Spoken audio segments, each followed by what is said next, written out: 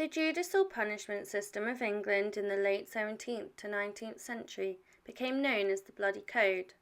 It was called the Bloody Code as there were over 200 offences that carried the death penalty, many of them trivial, and during times of poverty it was harder to stick to the rules, leading to gruesome murders of ordinary folk. The Bloody Code isn't an official name. It was nicknamed this when the capital punishments became increasingly brutal for an increasing number of crimes. In 1688, 50 crimes were punishable by death in England and Wales, but over the next century the list grew, so that by 1815, 200 crimes were punishable by death. Many of the new offences related to damage to property and cattle, and the punishment was a deterrent for crime in general. However, many lived in poverty, and so even death was not enough to put people off feeding their families. You could also be punished for attempting or planning to commit an offence, as well as trying to rescue a prisoner. In 1723, the Waltham Black Act was passed after a number of deer were stolen in the forest of Waltham Chase in Hampshire. The men blackened their faces to disguise themselves, and as the perpetrators were alleged to support the Stuarts who wanted to return to the throne, the act was passed to deter political threats, as well as killing anyone found in the forest with a blackened face, whether they were guilty of theft or not. As landowners were often MPs or rich folk, the bill was passed hastily to protect the rich.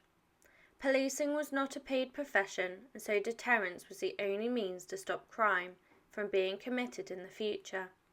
The victim of the crime would be the prosecutor and would sentence them to death in front of a local magistrate. The public were encouraged to attend public executions, and if they didn't, they were suspected themselves. Hanging was the most entertaining and preferred method for criminals, and would deter the bystanders so that they did not endure the same humiliation in death. During the hanging, a simple gallows was used and the victim would die from prolonged strangulation, so a more effective method was introduced with a trapdoor. 50 years later, in 1783, a new drop gallows was introduced in Britain. The platform that the victim stood on would be removed underneath, ensuring that the neck would break quickly. Another method to prolong the humiliation of the victim and the victim's family was to use a gibbet. A gibbet was a metal cage that hung with the corpse of those that had been murdered by capital punishment. The gibbet would remain on display as a deterrent to others. Some of the 200 offences punishable by death included arson, tree cutting, disrupting a pond, and women were often killed for bringing on an abortion of their children conceived out of wedlock, due to the shame and stigma that existed. 80 women were killed for this offence over a 44-year period, and most of these children were often born stillborn, but the women were still blamed for their deaths. As well as men and women being murdered for crime, shockingly children were also subjected to the same fate, especially if their crimes were deemed to be done with malice. Children aged between 7 and 14 would often find themselves in the gallows, and the death penalty for children under 16 was only abolished as late as 1908.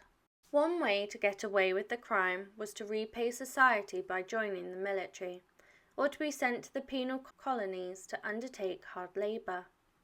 Australia became home to 162,000 British convicts alone, and juries also often felt sorry for the perpetrator, as they tried to find loopholes to stop them from being murdered, through finding them not guilty, despite strong evidence otherwise.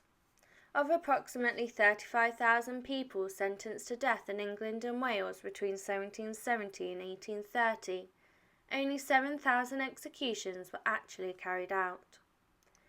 Pickpocketing was punishable by death, and this was downgraded in 1808, resulting in the crime levels skyrocketing, proving that capital punishment was a great deterrent of crime. This was lobbied by MP Sir Samuel Romilly, and in 1814 he also succeeded in abolishing the practice of hanging, drawing and quartering. Criminals were sent to prison instead during the 18th century in local lockups or in the dungeons of castles, and although in theory it sounds better than death, they often died slowly and painfully of disease anyway. 25% of inmates died during their sentence, which was higher than the annual execution rate, and in 1823, men and women were separated and other prison reforms were made to improve conditions. Sir Robert Peel, the Home Secretary at the time, introduced the Gallows Act of 1823, which removed the death penalty for 130 offences. And improved conditions within prisons. Only murder and treason were still punishable by death, thanks to the Judgment of Death Act. During the late 19th century, people campaigned to end capital punishments, as innocent people were also sentenced to death by accident. In 1953, a London serial killer, John Christie, was found guilty of a murder that Timothy Evans had already been hung for, causing outrage by the public. The death penalty was suspended in 1965 before being completely abolished in 1998. Please comment, like and subscribe if you wish for more stories, and leave your suggestions below and I will endeavour to cover them.